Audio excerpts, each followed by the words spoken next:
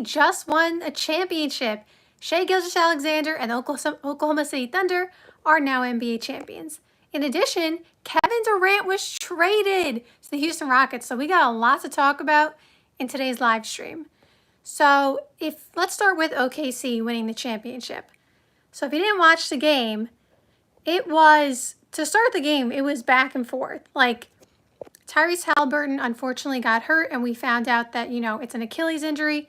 And if you watched my live stream that I did earlier, I talked about in the moment that it happened, I was hoping that I was wrong, but I just knew it was an Achilles because the way that his calf popped, that's the best way I can explain it, is the exact same way that Kevin Durant's did in the NBA Finals, and it was an Achilles tear. And so, again, I wanted to be wrong, but it was the exact same everything. And so I was like, oh no, so we hope he's okay, and we hope he, heals up, soon, and he can get back to playing at the level he was playing at. But with that being said, even when Tyrese Haliburton went out, the Pacers really were putting it together. Like, everybody was stepping up. Ben Mathurin had a huge game, especially in the second half, especially in the fourth quarter. Ben Mathurin was on his game. But the whole Pacers team, they were leading by 1 at halftime, I believe. So, they were really rallying, not only for Tyrese Haliburton, but for themselves. Because, the thing that made it, I guess, easier for the Pacers to rally is that they only had to win one game. And they only had to win one half, really, because, again, they were up by 1 at halftime. And so, in a 7-game series, if they didn't have Tyrese Haliburton for the whole series, most people would have picked, even though most people picked OKC to win anyway, most people would have picked OKC to win because they obviously don't have their number one player. Now, Pascal Siakam is obviously their number one scorer, but Tyrese Haliburton is still their number one guy overall. So, if the Pacers didn't have him for the whole series, let's say, it would have been pretty much, a no-brainer for most people to pick OKC. But the reason that it was actually tricky in this game, although, again, I picked OKC to win, and I thought they were going to win regardless when Tyrese Haliburton was still healthy. But the reason it was tricky is because any team can win one game. We see it all the time in the NBA. A team has a bad shooting night, or the other team is just, having a really good shooting night. You can't predict what's going to happen for one single half, right? That's why it was pretty much anybody's game. Again, if we're talking for a 7-game series, yeah. But because it was only 24 minutes that they had to rally to win, that's why the Pacers, that's not the only reason, but that's a good reason why the Pacers felt confident, because anybody can win in 24 minutes, right? We see it all the time. So shout out to the Pacers for fighting till the end. Pascal Siakam really tried. We saw TJ McConnell doing his thing again. TJ McConnell obviously, I said that he probably, if the Pacers had won the finals, I didn't think he was going to win finals MVP, but I thought he should get some votes. So let's give TJ McConnell a celebratory finals MVP, I guess, if you want to say. Obviously, he's not finals MVP, but I'm saying, let's just congratulate him, because that man could have actually won it. So shout out to him. And like I said, Ben Mathurin was really, really good for them in the fourth quarter. But on OKC side, they did it with their defense. And Chet, he was blocking all the shots left and right. He ended up with 5 blocks in the game, I believe. And he had some key blocks. And I didn't say this in any video, but I was having a conversation with someone, and they asked me what my keys to the game were, or what I thought was going to be the outstanding reason why OKC won. Obviously, besides Shai scoring 30 and all that kind of stuff.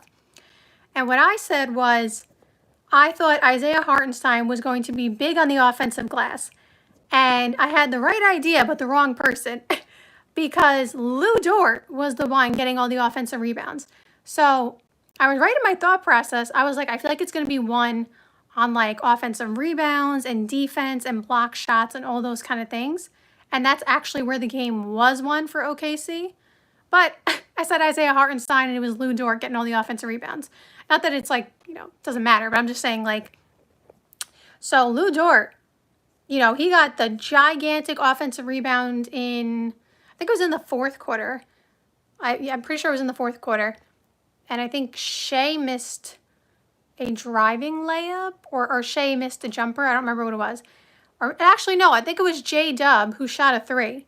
And Lou Dort saw when he shot that ball that it was off. He could tell. And he ran to the center and was right there at the right time. And he was there to grab the rebound. There was no one around him.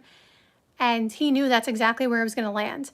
And so that was a really big offensive rebound, because I remember, again, I think this was in the fourth quarter, and that's when the Pacers were making their little run with Ben Mathurin, cooking for them, getting to the free throw line every possession.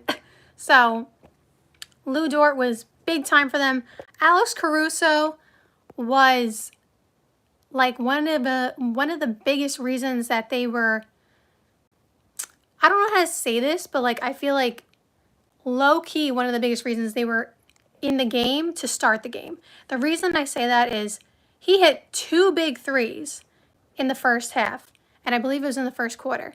And the reason that they were so key is that in Game 7, especially with all those guys who have never been there before, you as the veteran leader and stuff like that need to not only be confident, but to, be making your shots so the rest of the team can like settle down for the guys who have never been there. So I felt like, although that may not really get talked about, and obviously that's not the only thing that won the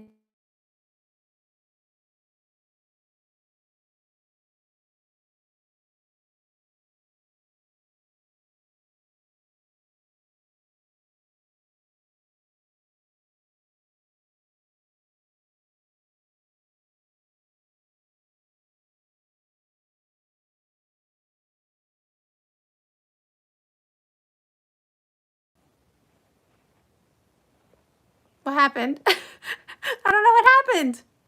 Am I here? I guess I'm here. Okay. I don't know what happened. So anyway, so shout out to OKC for winning the championship. So the next thing is that Kevin Durant was traded. Now, this is big time news, because we've been hearing the talks for a while now that, Kevin Durant's going to get traded and stuff like that. And it was, the teams that were mentioned were the Rockets, the Spurs, and the Miami Heat team were like the top 3 contenders for Kevin Durant. And I was saying, for a while now, I think Houston is probably, especially out of those 3, is probably like the best fit, so to speak, in terms of like the Rockets needed KD. Like they needed someone who could shoot the 3, someone who's just a scorer, someone who can literally just, put the ball in the basket when they need to. Like that is something they really struggled with. Like they just couldn't score when they needed to. And Jalen Green obviously struggled in the playoffs. And so because of that, and I think I saw a report the other day that Jalen Green said like he wants to stay in Houston, which is a little bit sad now that he was moved. It's a little sad, but I think it was kind of obvious, or like foreshadowing. Like we kind of thought that they were going to trade him just because obviously Kevin Durant was available and stuff like that. It obviously would have depended on who was available. I don't know if Jalen Green would have gotten traded if KD wasn't available. We don't know. But Kevin Durant to the Houston Rockets for Dillon Brooks, Jalen Green, the number 10 overall pick, which is actually Phoenix's pick in this year's draft, and 5 second-round picks. Do we think that's a good deal for Phoenix, for Houston, for KD? Who's the winner? Who's the loser? Let's talk about that. So I think for Houston, I think it's a win for them in the sense that like they're solving some of their issues. They needed KD. Like they needed someone like him, and they got lucky, so to speak, that he was available, while not having to have the price tag of Giannis, right? Because obviously with the price tag of Giannis, they wouldn't, I don't know if they could still be a championship contender because they're already so young as it is. And if you have to give up all your depth, that's going to make it really hard. Again, Giannis is that guy, but we know the Bucks would be asking for a lot for Giannis. And right now, Giannis doesn't, seem to want to be traded. So that's neither here nor there. So for KD, for Houston, it makes sense in terms of they didn't have to give up, like I said, so much depth. They didn't have to give up the other Phoenix pick, which is actually something really interesting. They still have Phoenix's 2027 unprotected first-round pick. So that means that in 2 years, if Phoenix is not very good, if they're in rebuild mode, Houston might have a top 5 pick in the draft in 2027. And if they are still looking to contend for a championship, let's say they don't win one at that point, they're going to still have a lot of leverage. Like, that's going to be a valuable pick. So, or they could even take that pick now that they got KD, package it with somebody else, and upgrade the roster as well. Because I think the Phoenix pick, most of us think it's going to be a valuable pick. Like, they're trading KD, they traded KD, and they're potentially looking to trade Bradley Beal. So that's not a championship contender, without those two on the roster. And they didn't even get close to a championship with those two. But regardless, if it's just Devin Booker, you're not going to the NBA Finals. So if they are going into a sort of rebuild mode, because Devin Booker is still in his prime, so they do want to win with him now, but I guess they, kind of do feel like they also have a couple of years. And again, they had to make the move for KD. They had to trade him. But that 2027 pick is valuable. It's very valuable. Like, we don't know what the Phoenix Suns are going to look like. So Houston can use that to package for somebody else to put alongside KD and the rest of the roster. They still haven't opted in to Fred VanVleet's team option. They will decide that, I believe June 29th is the deadline for that. So I guess with Jalen Green gone, I would expect them to opt in to Fred VanVleet's contract. I think that makes sense. And I think Fred VanVleet has, fit well on this roster. Somebody said, great deal for the Rockets. I think they should trade Booker. Well, the Suns just seem committed to Devin Booker. And Devin Booker seems committed to the Suns too. So, I don't think they're going to... I know what you're saying, but I don't think they're going to move him regardless. He definitely has the most value on the team, though. That's for sure. So I think it's a win for Houston in that sense. I know second-round picks are not first-round picks, but 5 second-round picks. I feel like Phoenix actually got more than we thought they would get. So I do feel like this is actually a win for Phoenix in the fact that they got, obviously, one of their picks back. It would have been nice to get both of them back if you're Phoenix, but they got one. But I feel like 5 second-round picks, if you combine a few of those, that adds up to a first-round pick, right? You give someone multiple second-round picks, that could equal a first-round pick, technically, so to speak, right? In terms of your options and your ability to draft somebody, you have multiple options. So I hope that made sense. But, so I feel like Phoenix actually made out better than what was being reported. It was being reported that they were kind of being lowballed. And we knew that they were not going to get the value that they got, that they traded for when they traded for KD. They were not going to get 4 unprotected first-round picks and, Mikal Bridges, Cam Johnson. They were not going to get that. But it was being reported as if they were going to get less than what they got. So if that was the case, I feel like Phoenix, ended up pretty decently. I don't know if it's a win for Phoenix at all because they are going into rebuild mode after trading away everything for KD and Bradley Beal. And I'm not blaming KD, by the way, for this team not winning. I'm not blaming KD at all, but I'm saying after trading everything, you're trying to recoup some assets, and so that's a win in that sense. But just because they literally gave up everything for KD and Bradley Beal, I guess we have to see if it ends up being a win, you know what I mean?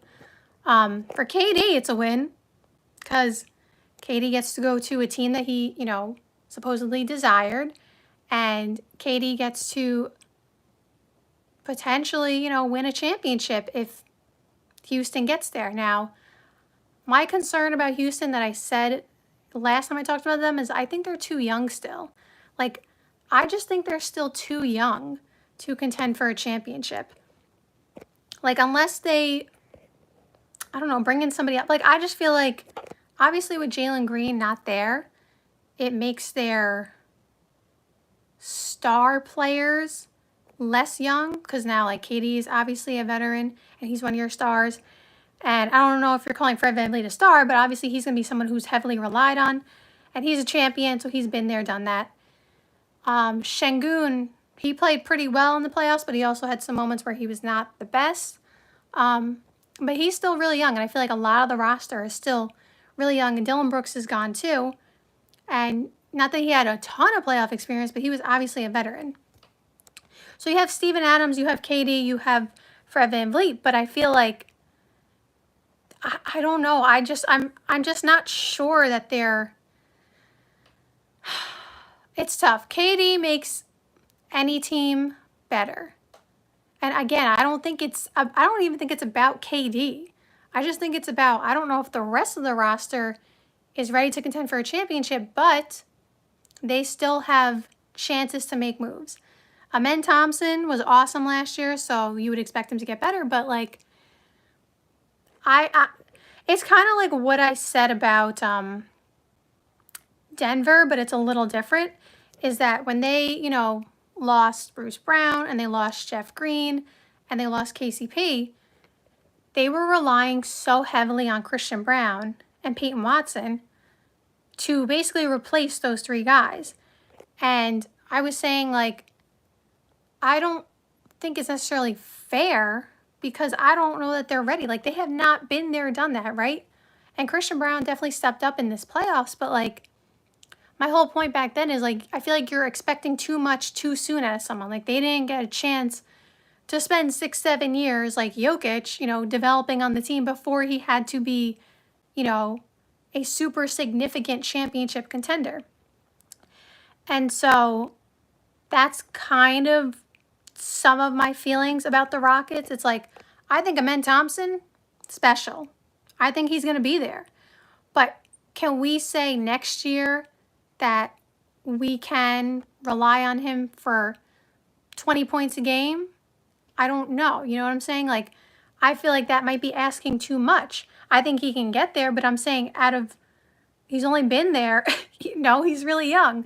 Like, I'm saying in a few years, yeah, but like next year, I feel like it may be too soon and asking too much. I don't know. That's just my opinion. I feel like they have a chance. I feel like they have plenty of talent. I think KD's exactly the type of player they needed. We'll just see how it plays out. But blockbuster trade, KD to Houston. So thank you guys so much for watching this live stream. I hope you enjoyed, and see you next time. Bye.